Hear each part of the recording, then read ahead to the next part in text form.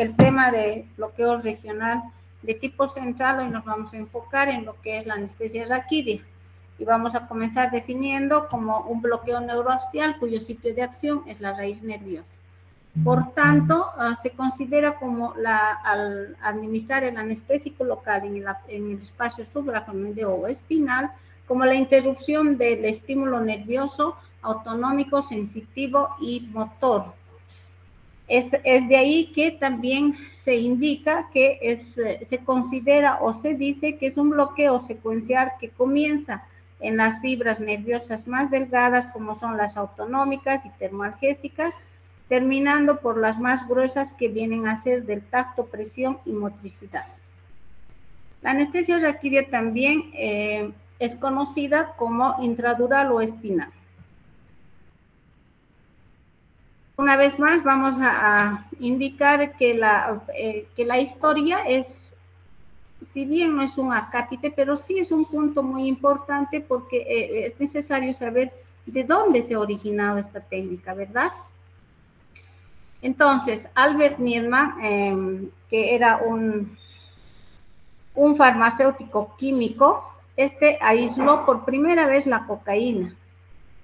Posteriormente, Karl Kohler en 1884 utiliza esta cocaína en una cirugía de córnea. Cabe recalcar que este médico era oftalmólogo. Y así va avanzando esta técnica, y en 1894 Leonardo Corning, que era un neurólogo estadounidense, va a inyectar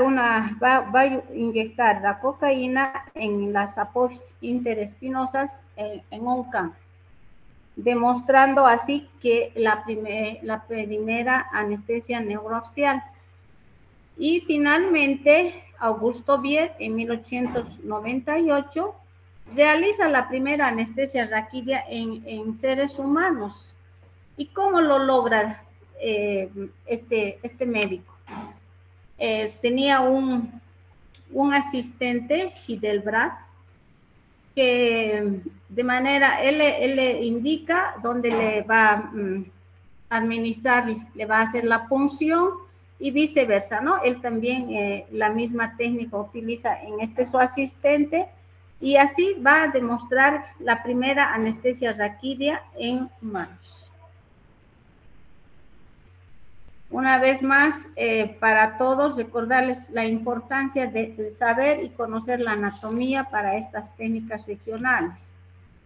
Al igual que el espacio peridural, el canal espinal se va a extender desde el foramen magno o agujero occipital hasta el hiato sacrococcígeo. La unión de todas las vértebras va a formar el canal vertebral que va a proteger la médula espinal. ¿Cómo se origina la médula espinal desde la vida embrionaria? Durante ya a partir de los 3 meses de la vida embrionaria, la médula espinal se va a situar completamente en todo el canal espinal. ¿Ven? Todo este azul es la médula espinal, este amarillito es la raíz nerviosa. Ya en el 5º mes de gestación, esta se va a situar a nivel de sacro 1, ¿no? De la vértebra S1. Y así va involucionando hasta que ya en la fase adulta y ya los recién nacidos y la fase adulta se puede ubicar entre L1 y L3, ¿no? Algunos autores indican que el recién nacido todavía un poquito más de L1 hasta L3 se puede extender la médula espinal. Y ya en la fase de adulto, entonces ya ocupa su posición definitiva. Aquí vemos la médula, las raíces, etc. ¿Qué otro componente es muy importante para esta técnica? El líquido cefalorraquídeo. Este líquido cefalorraquídeo se va a formar de los plexos coroideos en los ventrículos laterales en un 70% y un 30% en el epéndimo. De los ventrículos laterales va a pasar al tercer ventrículo a través del foramen de Monro, y del tercero al cuarto a través del acueducto de Silvio, y por los agujeros laterales va a desembocar al espacio subrahonodeo. Aquí vemos los ventrículos laterales, el agujero de Monro, el tercer ventrículo, acueducto de Silvio, cuarto ventrículo, y finalmente a través de los agujeros laterales de Mayendi y Lushka va a desembocar en el canal raquídeo. ¿Cuál es la producción de líquido cefalorraquídeo? Es de 0,35 ml minuto o 500 ml día. A ver, si es 0,35 ml, vayan a ver sacando si realmente es entre 500 ml la cantidad que se forma por día. Hagan mediante su suma y multipliquen.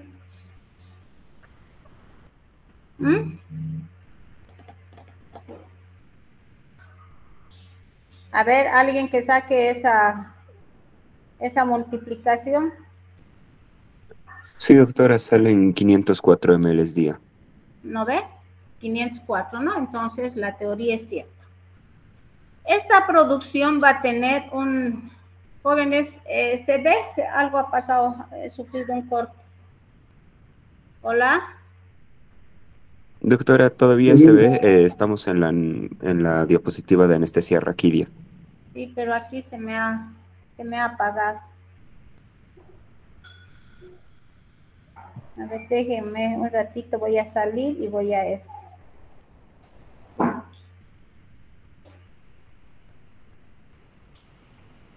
Voy un ratito, ¿ya?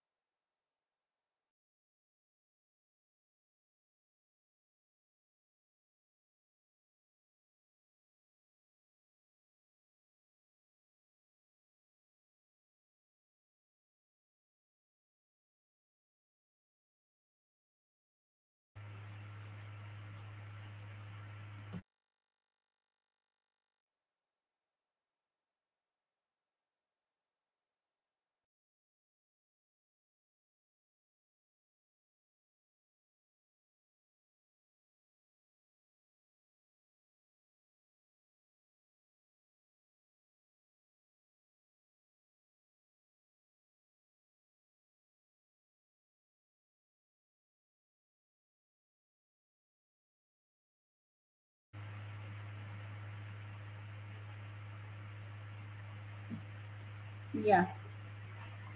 Continuamos. Estábamos en esta, ¿no, jóvenes? Hola. Sí, doctora. Ya. Entonces, esta producción de líquido cefalorraquídeo va a tener una tasa de producción, o que es una tasa de recambio de entre 4 a 5 veces por día. Y entre formación y reabsorción, el volumen total va a permanecer de 100 a 150 ml en el adulto, a una temperatura de 37 grados y una densidad de 1003 a 1009. Ojo, esto de la densidad van a tomar muy en cuenta, porque posteriormente, cuando enfoquemos los anestésicos locales, va a tener mucha relación para esta técnica. En los neonatos, Tienen un volumen dentro del canal raquídeo de 10 a 60 ml, en los lactantes y menores de 1 año de 70 a 90. ¿Qué significa? Que su producción de ellos de manera más práctica se ha determinado que es de 4 ml kilo peso.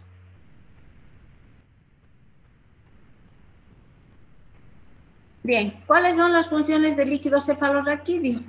Proteger el sistema nervioso central, entre ellos la médula espinal, que es parte del sistema nervioso central, mantener una homeostasis interna, una protección inmunológica, nutre al mismo tiempo y elimina o cumple la función o el papel de excretar los desechos. ¿Cómo va a ser la técnica? De la misma manera que en la anterior clase, siempre va a ser importante la valoración preanestésica para determinar si evidentemente el paciente es candidato para esta técnica, si él va a aceptar, vamos a ver el tipo de cirugía, vamos a considerar sus antecedentes patológicos, medicamentos que él toma, etcétera, etcétera, ¿no? Porque ya han avanzado también ustedes este primer tema, entonces todo lo relacionado ahí se cumple, se debe cumplir para cualquier técnica anestésica. Luego la premedicación, que se puede hacer en sala, ¿no? O directamente ya cuando esté en quirófano. Ojo, que la premedicación es solamente para aquellos pacientes que no van a colaborar, ¿no es cierto? Y no se puede realizar en embarazadas ninguna premedicación. La posición, luego tener los antisépticos, las agujas espinales, todo el material necesario, obviamente que todo esté. Aquí las agujas raquídeas, al igual que las peridurales, también tienen una variación. ¿Y cuál es la diferencia? Las más utilizadas son la Sprott, ha sido una de las primeras agujas metálicas que han creado o han inventado y las cuales se han utilizado hasta hace unos 10 años atrás. Ya con el avance de la medicina, pues ya la necesidad, como quiera que era, que este método se considera un método invasivo, pues se tiene que tener ya de manera descartable. Es decir, ya no podemos reutilizar la misma aguja en otro paciente. Y aquí también se va a diferenciar la aguja LaQuinn, que tiene el bisel cortante, y la Whitacre, que termina así, una punta roma, y el orificio por donde va a salir o se va a administrar el anestésico es a través de esto que queda lateralmente, ¿no? Y vienen en estos colores. Generalmente viene en naranja, LaQuinn, y esta en café. La posición ya hemos indicado que va a ser sentado, de cúbito lateral o de cúbito propio. Generalmente la posición sentada es en pacientes obesos. ¿Por qué? Porque el panículo adiposo que ellos tienen abundante a nivel abdominal, pues a veces les dificulta a ellos flexionar como se debería hacer, ¿no? Como vamos a ver en la otra diapositiva.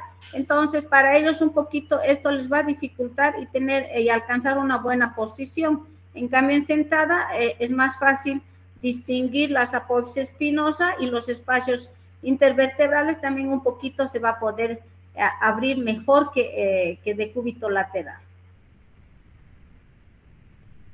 Y en pacientes que van a ser operados en cirugías de perine, es muy importante también esta posición sentada, porque una vez que se administra, se deja al paciente entre unos 3 a 5 minutos con el anestésico. ¿Y qué va a suceder? Que solamente se va a anestesiar la región perianal. Aquí vemos, ¿no? Entonces, si el paciente obeso va a impedir que se flexione la columna y asimismo los pies, que generalmente quienes ya han entrado a quirófano ven que se lleva hacia el abdomen, ¿no es cierto? Las rodillas. Aquí vemos la vía de abordaje, igual que el otro, que la anterior es la misma, tenemos una vía medial y una vía paramediana, ¿no? Esto también depende, es relativo de acuerdo a la experiencia, habilidad y preferencia, sobre todo, del anestesiólogo. Los planos que vamos a atravesar de afuera para adentro, ya lo conocemos hasta el ligamento amarillo, ¿no es cierto? A ver, ¿dónde está el ligamento amarillo? Aquí. Entonces, una vez que hemos llegado al ligamento amarillo, vamos nomás sin miedo, atravesamos la dura madre, y entre la dura madre y el aracnoides es donde se va a encontrar el espacio espinal, ¿no? Aquí también vemos. ¿Cuáles van a ser los factores que determinen este bloqueo? La dosis del fármaco, que no son volúmenes altos, la varicidad del anestésico local, que esto va a estar en relación a la densidad del líquido cefalorraquídeo, la turbulencia del líquido cefalorraquídeo, no nos olvidemos, recordemos anatomía, que como habíamos indicado que dentro de la función es el recambio o intercambio del líquido cefalorraquídeo. Entonces, ¿cómo se va si está estático, ¿no? Entonces hay una turbulencia que hace que esto vuelva y se vuelva a filtrar y vuelva nuevamente aquí, ¿no? Entonces, luego la presión abdominal, sobre todo en las embarazadas, va también a hacer, porque al haber la turbulencia del líquido cefalorraquídeo va a estar en aumento. Y también no solamente las embarazadas, también en pacientes que tienen algún problema hepático, pacientes ascíticos, pacientes generalmente obesos, ¿no? Etcétera, etcétera. Y finalmente las curvaturas, también es muy importante las curvaturas para que el anestésico local se difunda hasta el nivel que nosotros deseemos. ¿Cuáles son las indicaciones? Van a ser traumatológicas, el abdomen, toda cirugía que comprende cadera, miembros inferiores, ¿no es cierto? Cirugías de abdomen inferior, urológicas y obstétricas. También esta puede ser utilizada como una técnica de diagnóstico, sobre todo en patologías del sistema nervioso autónomo y algunas insuficiencias vasculares, porque al producir vasodilatación, si algunos vasos están trombosados, entonces sí puede liberarse, no el trombo, sino que puede abrir un poco más la pared para que mejore la circulación, ¿no? Y obviamente con fines terapéuticos, en dolores oncológicos, no oncológicos, y espasmos del miembro inferior. Dentro del tratamiento oncológico, más que el anestésico, es colocar un opioide de larga duración que pueda permitir que el paciente deje de sentir dolor o aliviemos el dolor. ¿Cuáles son las contraindicaciones? Siempre para cualquier técnica así, para la local, si no quiere hacerse dar un punto en una herida pequeña, el paciente que respeta, pues no, a lo mejor él quiere curarse así, ¿cómo se dice? Naturalmente, no sé. Entonces, el rechazo del paciente siempre debemos tener cuidado y considerar todos como médicos, no siempre como anestesiólogos, ¿no? Para cualquier médico, la técnica que le pueda proponer, tanto por algún tratamiento quirúrgico, otro, si no acepta, no se puede hacer nada contra la voluntad. Algo que sí es también una contraindicación absoluta va a ser la sepsis generalizada, porque no sabemos también que dentro de la sepsis generalizada puede haber algunos vestigios de lesión de algunos vasos y puede salir el líquido sanguinolento, ¿no? Las coagulopatías entre absolutas y relativas, jóvenes, ¿no? Porque como la aguja, se han fijado, es tan fina el calibre que muy poco podría, digamos, aún así funcionando un vaso, inmediatamente por el mecanismo inmediato el vaso se va a contraer, ¿no es cierto? Aumento de la presión intracraneal. Las relativas, una infección localizada, porque si el lugar donde vamos a hacer la punción, podemos hacerlo un poco más arriba, más abajo, obviamente con todas las para no arrastrar de esta porción la infección, ¿no? Hacia el lugar donde vamos a hacer. La hipovolemia, porque la hipovolemia la podemos tratar. Administramos una carga líquida previamente, ¿no? Y el dolor lumbar, porque el dolor lumbar puede ser referido por la paciente durante la valoración preanestésica, pero no vamos a afectar, no vamos a incrementar, ni tampoco vamos a mejorar. Y las lesiones nerviosas. Ahora, ¿qué nivel? Dependiendo de la velocidad de administrar el anestésico local, vamos a alcanzar el nivel que deseemos, ¿no? Aquí, por ejemplo, el nivel de T10 va a ser a partir, para que se pueda operar toda la parte inferior, incluida la parte perineal, ¿no? Y así sucesivamente, ¿no? Entonces, estos niveles altos ya lo hacemos con más cuidado cuando son cirugías abdominales. Una vesícula sí se puede hacer, para eso tenemos que llegar aquí. Parece alto, ¿no? Parece muy arriba, pero si manejamos bien con todos los cuidados y preservamos adecuadamente su presión arterial, sí se puede llegar a hacer, ¿no? Y la ventaja en relación a la peridural es que esta anestesia va a dar una buena relajación.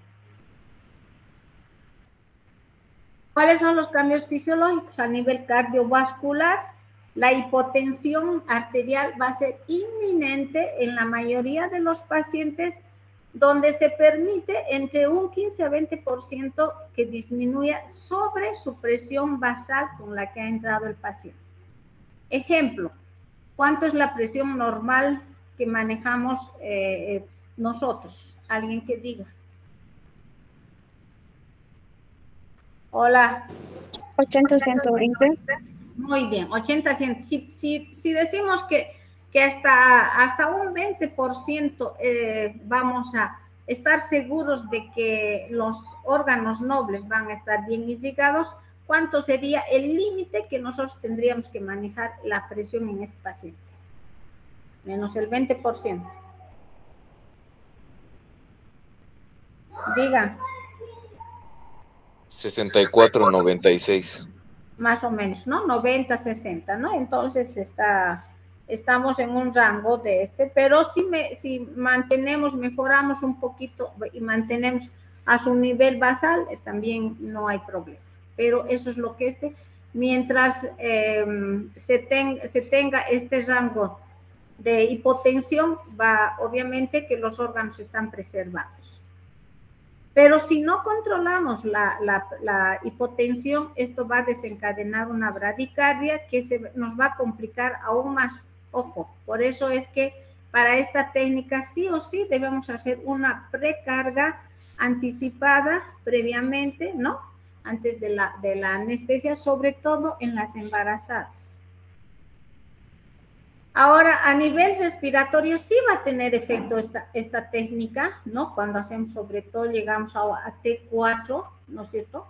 Porque recordemos desde la anterior clase que dijimos que los músculos accesorios respiratorios eran los intercostales, ¿no es cierto? Entonces, sí van a sentirse afectados de alguna manera con esta técnica. A nivel gastrointestinal, los órganos abdominales que son inervados de T6 a L2, va a haber una relajación de los esfínteres, indudablemente, sobre todo en los niños es el indicio, porque el niño no nos va a decir, pues, cuando le hacemos una raquidia, él no sabe, ¿no? Sientes frío o caliente, ¿no? Entonces él no va a distinguir. Entonces es difícil preguntar. ¿Y cómo nos vamos a dar cuenta? Porque va a haber una relajación sobre todo del esfínter anal y obviamente otros esfínteres en los adultos, ¿no? Por eso también hay que tener cuidado de la broncoaspiración. A nivel renal, la filtración glomerular o el gasto urinario, de alguna manera va a disminuir, pero no considerablemente. Las complicaciones inmediatas, que son dentro de las 24 horas, nuevamente indicamos la hipotensión, si no es tratada, va a desencadenar una bradicardia, ¿no es cierto?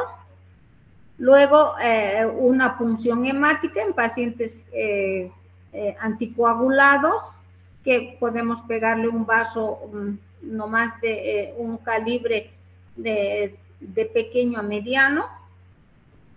La disnea y apnea por bloqueo de los músculos accesorios, incluidos los abdominales, las náuseas y los vómitos por la hipotensión, y obviamente las parestesias, sobre todo cuando se realiza la técnica de el síndrome de la cola de caballo, cuando mantenemos, ¿no es cierto?, al principio dentro de la posición, les dije, en silla de montar, que se llama esa técnica cuando administramos el anestésico y dejamos entre 3 a 5 minutos. Y posteriormente las mediatas después de las 24 horas, la cefalea postpunción, que es ya ahora relativa, porque la pérdida de líquido cefalorraquídeo por puncionar la dura madre ya es casi mínima, ¿no? Luego el dolor de espalda, sobre todo las mujeres somos, ¿no?, las que más decimos por la anestesia. Entonces hay que preguntar muy bien la cefalea, el dolor de espalda, cualquier otro dato que nos puede ayudar si es que tuviera que complicarse nuestra, ¿cómo se dice? Nuestra, dentro de las complicaciones que pudieran presentarse, entonces es mejor indagar cualquier dato en las pacientes, sobre todo en las mujeres. Aunque ahora ya los hombres también ya están entrando con eso de las famosas migrañas, cefaleas, etc. La retención urinaria, más que por la técnica, es por el uso de los opioides. Y este es el síndrome de la caudequina, que les decía que por permanencia del anestésico a nivel del filum terminal, que puede persistir por algunos días, ¿no? Pero una vez que ya se metaboliza y con algo de fisioterapia y antiinflamatorios de la familia de los AINES, mejora bastante. ¿Cuáles son las ventajas? Como siempre, siempre en relación a la general, el paciente va a estar consciente, ¿no? Y va a disminuir la respuesta metabólica al estrés, va a haber menor pérdida de sangre, la incidencia de tromboembolia también disminuye, y la morbilidad del paciente quirúrgico de alto riesgo, pues por ejemplo, los pacientes cardiópatas, si nosotros no vamos a alcanzar niveles altos, es una buena anestesia para este paciente, siempre y cuando su cirugía sea del abdomen inferior para abajo. Las desventajas: la hipotensión y por ende la bradicardia. La cefalea y dolor de espalda, que el paciente por molestar o por va a continuar diciendo que ha sido desencadenado por esta técnica, entonces hay que tener mucho cuidado. La neurotoxicidad y la cardiotoxicidad, porque eso lo vamos a tomar vamos a hablar cuando toquemos el tema de los anestésicos locales. Y finalmente la duración, porque esta no va más allá de 1 hora a 1 hora y media. Al igual que en la otra, la escala de Bromax es la que nos va a nosotros a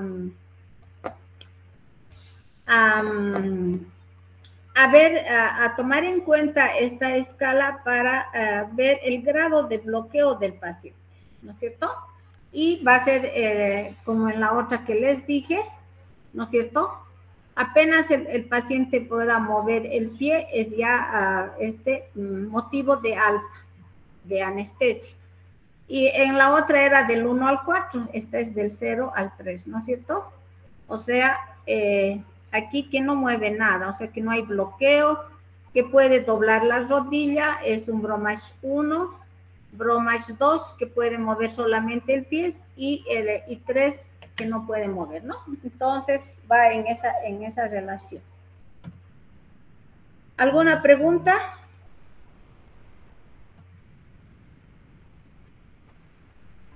¿Jóvenes? Hola. Doctorita, creo que no hay. Ya, creo que ha sido claro, ¿no? El tema tampoco es entrar en detalles porque lo que se pretende, nuevamente les repito, es que ustedes como médicos generales también tengan bases básicas de lo que son estas técnicas, ¿no? Y ojo, tomar en cuenta siempre que lo principal es el conocimiento de la anatomía. Muy bien, ahora son 27 alumnos han entrado. Geraldine, me vas a pasar después el nombre ya de tus compañeros. Eso sería todo, jóvenes. Entonces, nuestra próxima clase, plexobraquial, para la próxima semana. Ah, no, el miércoles, ¿no? El miércoles. Yo te confundí, pensé que era miércoles. Entonces, el miércoles nos vemos a las 7 de la noche. Bueno, hasta Listo. luego. Buenas noches, jóvenes. Hasta luego, doctora. Gracias. Buenas noches, doctora. Buenas noches, doctora. Hasta luego.